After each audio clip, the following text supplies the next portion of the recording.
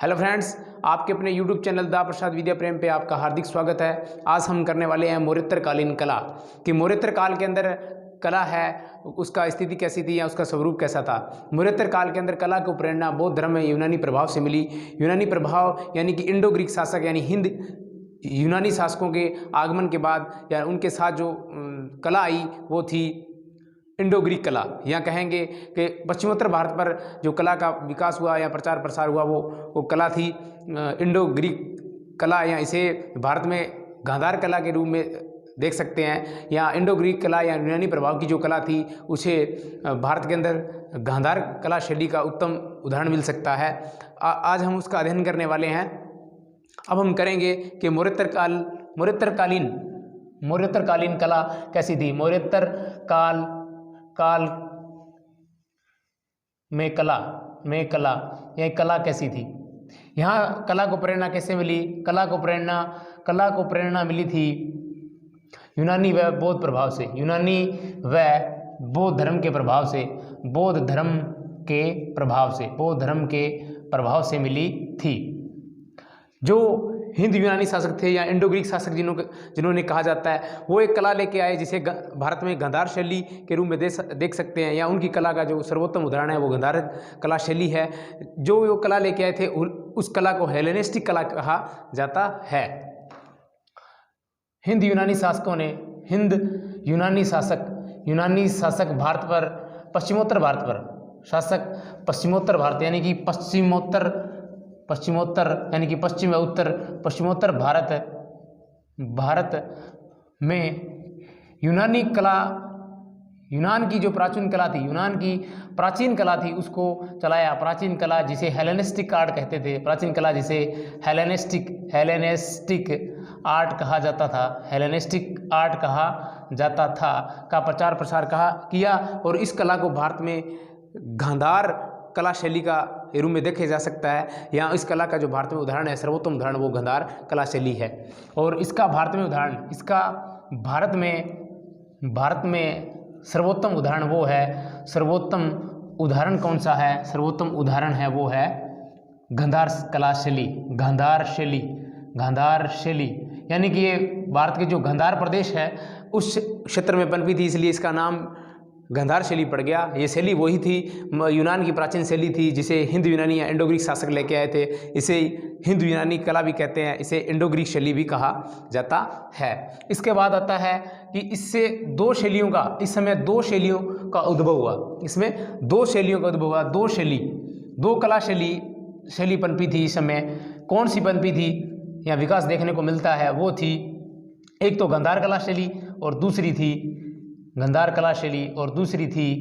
मथुरा कला शैली। मथुरा से पूर्णतः भारतीय शैली थी। मथुरा कला शैली मैंने पहले भी बताया था कि मथुरा है वो बौद्ध धर्म का, बुद्धिज्म का भारत में सबसे बड़ा केंद्र था। भारत में सर्वश्रेष्ठ केंद्र था मथुरा, और मथुरा के अंदर जो कला विकसित हुई थी वो मथुरा कला शैली, और गांधार प्रदेश में जो यूनानी प्रभाव से कला विकसित हुई थी, इंडो ग्रीक शासकों के आने से, आगमन से उनके साथ जो कला आई हेलेनिस्टिक आर्ट थी, या यूनान की प्राचीन जो कला थी उसका भारतीयकरण हो गया, या भारतीय की संस्कृति के समाहित रूप से जो कला पनपी थी वो कला थी गांधार कला शैली।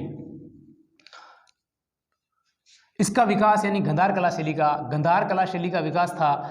गांधार कला शैली का विकास कुषाण काल में हुआ। शैली का विकास किस में हुआ? कुषाण काल में। विकास कुषाण काल में हुआ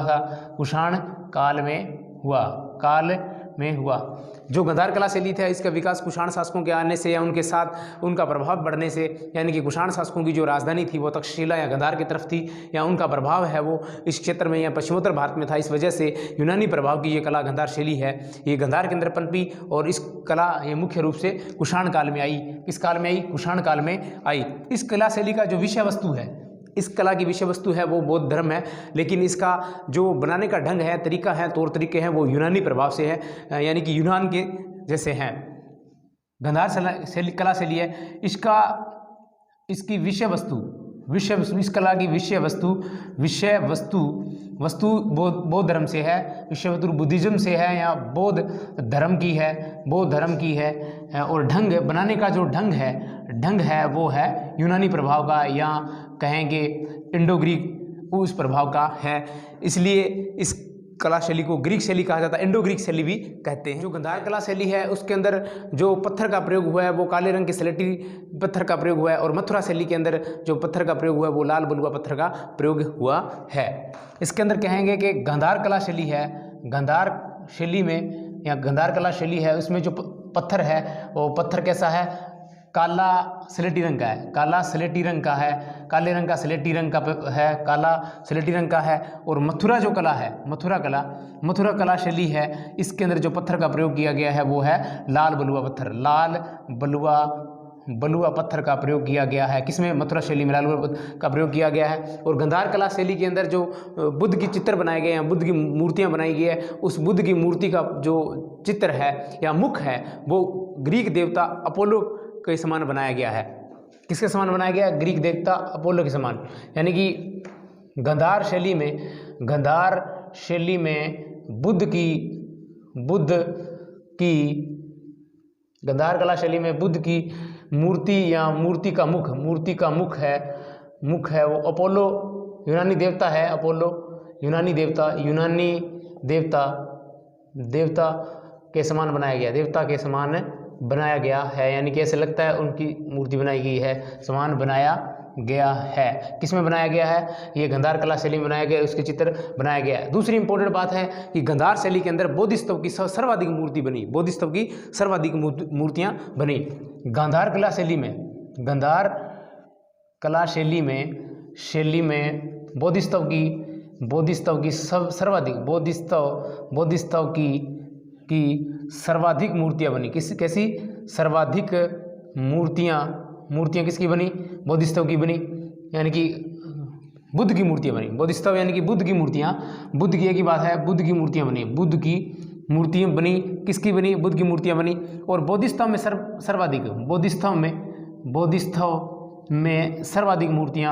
सर्वाधिक मूर्तियां किसी की बनी हैं? मूर्तियां बनी हैं वो किसकी है? मैत्रेय की है। किसकी है? मैत्रेय की। गांधार और मथुरा कला के अंदर जो बुद्ध की मूर्तियां बनी है वो कई धम्म चक्र परिवर्तन की है, कभी वो ध्यान मुद्रा की है, कहीं वो अभय मुद्रा की मूर्तियां बनाई गई है। किसमें बनाई गई है? गांधार व मथुरा कला शैली में। गांधार व मथुरा कला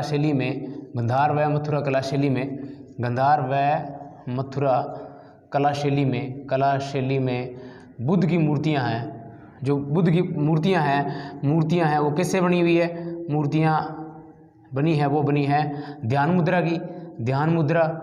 मुद्रा की बनी हुई है, या धम्म चक्र परिवर्तन की बनी है, धम्म चक्र परिवर्तन की बनी हुई है, या अभय मुद्रा की बनी हुई है। इस प्रकार की मूर्तियां बनी हुई है। और बुद्ध की सर्वप्रथम मूर्ति वो बनी थी, वो मथुरा कला शैली में बनी थी। और मथुरा कला शैली के जो विकास है, पनपने का काल है वो है प्रथम शताब्दी ईसा पूर्व।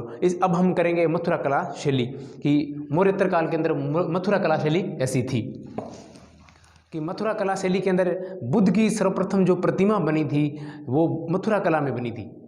बुद्ध की सबसे पहले जो प्रतिमा बनी वो मथुरा कला के अंदर बनी थी। और मथुरा कला शैली में बनने के कारण सबसे प्राचीन यदि कोई कला थी तो मथुरा कला शैली थी। यानी कि इस कला का विकास है प्रथम शताब्दी ईसा पूर्व के अंदर हुआ था। और मथुरा कला के अंदर बुद्ध की प्रतिमा सर्वाधिक पुरानी मानी जाती है। मथुरा कला शैली के अंदर जो विषय वस्तु है वो आध्यात्मिक है और भावुकता से परिपूर्ण है। अब इसका हम अध्ययन करने वाले हैं कि मौर्योत्तर काल के अंदर मथुरा कला शैली, पहले हमने की थी गांधार शैली और अब हम करने वाले हैं मथुरा कला शैली। मथुरा कला शैली मौर्योत्तर काल के अंदर मथुरा कला शैली मौर्योत्तर काल में मथुरा कला शैली कैसी थी इसके बारे में अध्ययन करने वाले हैं कि सर्वप्रथम बुद्ध की मूर्ति, सर्वप्रथम बुद्ध की प्रतिमा, बुद्ध की जो मूर्ति बनी थी, बुद्ध की मूर्ति बनी थी, मूर्ति का निर्माण हुआ था। वो कहाँ हुआ था? मूर्ति का निर्माण मथुरा कला शैली के अंदर हुआ था, मथुरा कला शैली में हुआ था। और ये मथुरा कला शैली है, ये मथुरा कला शैली कौन सी? मथुरा कला शैली है, वो प्राचीन है मथुरा कला शैली। और इसका विकास, मथुरा कला शैली का विकास है वो कब माना जाता है? प्रथम शताब्दी ईसा पूर्व, प्रथम शताब्दी ईसा पूर्व में BC यानी कि ईसा पूर्व में माना जाता है। किसका माना जाता है? मथुरा कला शैली का जो विकास काल है वो माना जाता है प्रथम शताब्दी ईसा पूर्व। अब हम करने वाले हैं कि मथुरा कला शैली है, मथुरा कला शैली भावुकता से, यानी कि कला शैली आध्यात्मिकता के साथ आध्यात्मिकता के साथ भावुकता से परिपूर्ण है, ताकि साथ भावुकता के साथ से परिपूर्ण है, भावुकता से परिपूर्ण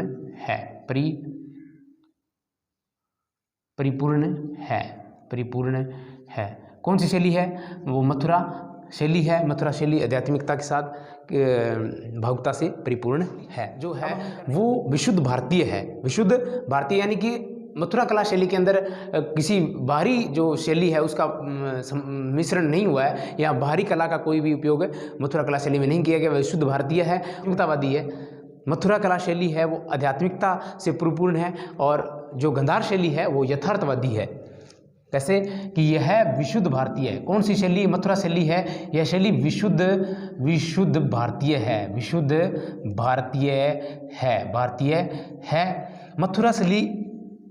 मथुरा कला शैली है। ये कैसी है? ये शैली है आध्यात्मिकता वाली है, आध्यात्मिकता से परिपूर्ण है, इसके साथ आदर्शवादी है। कैसी है?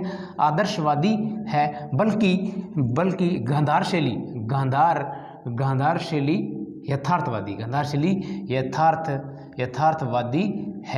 यथार्थवादी है। इस बात की हमें जानकारी। गांधार शैली और मथुरा शैली के अंदर प्रमुख अंतर ये है कि जो गांधार शैली है उस पर शरीर रचना संबंधी या शारीरिक सौंदर्य पर बल दिया गया है। बल्कि जो मथुरा शैली है उस पर पवित्र आध्यात्मिकता पर बल दिया गया है। कैसे कि गांधार शैली है, गांधार शैली में किस पे बल दिया गया है? शरीर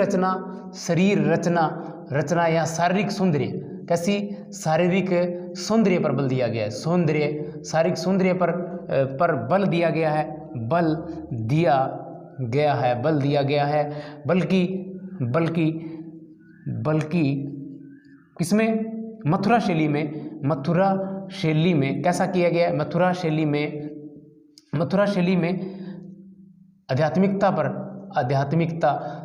पवित्र आध्यात्मिकता पर बल दिया गया। आध्यात्मिकता के भावों के साथ परिपूर्ण करने का प्रयत्न किया है। भाव को परिपूर्ण करने का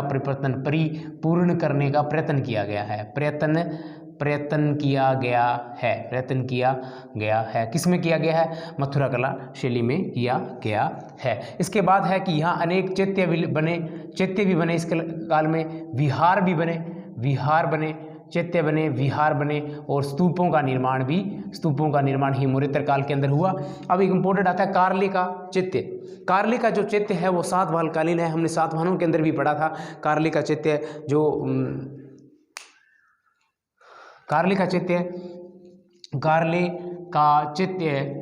चैत्य बना था मौर्योत्तर काल के अंदर। ये कौन सा? सातवाहन कालीन है।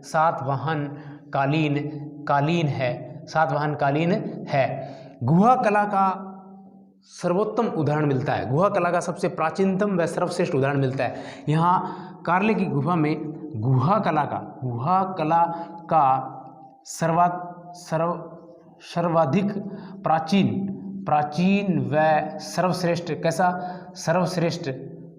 सर्वश्रेष्ठ उदाहरण मिलता है। सर्वश्रेष्ठ उदाहरण पेश कहाँ से मिलता है? गुहा कला का उदाहरण कार्ले से मिलता है। अब आता है कि मथुरा संग्रहालय के अंदर जो मथुरा संग्रहालय है, मथुरा संग्रहालय में बुद्ध की मूर्तियों से संबंधित या बौद्ध धर्म के बुद्धिज्म की मूर्ति से संबंधित भारत का सबसे प्रमुख या सबसे विशाल संग्रह कहाँ मिलता है? मथुरा संग्रहालय के अंदर मिलता है। क्या मिलता है? बुद्धकालीन। दूसरी इंपॉर्टेंट बात, यहाँ कुषाणकालीन मूर्तियों का सबसे ज़्यादा संग्रह हुआ है मथुरा संग्रहालय में।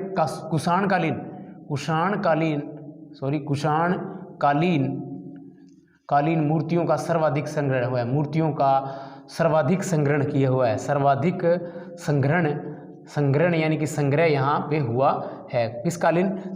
कुषाण कालीन है। मथुरा संग्रहालय के अंदर बुद्धिज्म की ये सबसे यानी कि बौद्ध धर्म से संबंधित मूर्तियों का सब निर्माण यहाँ हुआ था। मैंने पहले भी बताया था कि मथुरा जो केंद्र है वो बौद्ध धर्म का सबसे बड़ा केंद्र हुआ करता था प्राचीन समय में। कालांतर में वो अलग सी बातें बन गई, यानी कि जैसे वैष्णव धर्म या कृष्ण का जन्मस्थल वगैरह ऐसे में बातें बन गई थी, यानी कि महाभारत काल के अंदर। उससे पहले यानी कि बुद्ध के काल के समय ये बुद्धिज्म का बहुत बड़ा केंद्र था। अब आता है कि आंध्र प्रदेश। आंध्र प्रदेश का एक जिला है, आंध्र प्रदेश का जिला है जिसका नाम है थेलेश्वरम। जिला थेलेश्वरम के अंदर। अब एक आंध्र प्रदेश के अंदर नोलगोंडा नाम एक जिला है जहाँ का स्थान है थेलेश्वरम नामक स्थान से बुद्ध की अनेक प्रतिमाएं मिली हैं और मूर्तियां बनाने के जो सांचे भी सर्वाधिक मात्रा के अंदर मिले हैं। और ये जो मूर्तियां हैं वो सांचे हैं वो कुषाण व सातवाहन कालीन है। इंपॉर्टेंट बात है, एग्जाम की दृष्टि से, परीक्षा की दृष्टि से महत्वपूर्ण है और इतिहास की दृष्टि से महत्वपूर्ण है। एपी यानी कि आंध्र प्रदेश का एक जिला है नालगोंडा, नाम है नालगोंडा और स्थान है इसका थेलेश्वरम नामक स्थान से सर्वाधिक बुद्ध की मूर्तियां मिली है। सर्वाधिक बुद्ध मूर्तियां व सांचे, मूर्तियां बनाने वाले सांचे मिले हैं जो किस काल के हैं? वो कुषाण काल के हैं। कुषाण काल व सातवाहन कालीन है। अब इम्पोर्टेंट एक प्रश्न और है, वो है कि हैदराबाद से, कहाँ से? हैदराबाद का स्थान, हैदराबाद और स्थान है कोंडापुर। हैदराबाद का स्थान है कोंडापुर में भी ऐसे मूर्तियों के सांचे मिले हैं। क्या मिले हैं? सांचे मिले हैं। इस प्रकार हमारा मौर्योत्तर काल के अंदर कला का जो पाठ है वो पूर्ण होता है। एग्जाम की दृष्टि से परीक्षा को टच करने वाले महत्वपूर्ण प्रश्नों का हमने अध्ययन किया है। और आप सभी साथियों से आग्रह है कि आपका अपना यूट्यूब चैनल दा प्रसाद विद्या प्रेम सब्सक्राइब करें, लाइक करें, शेयर करें, बेल आइकन प्रेस करें, कमेंट करके बताएं क्लास कैसे लग रही है।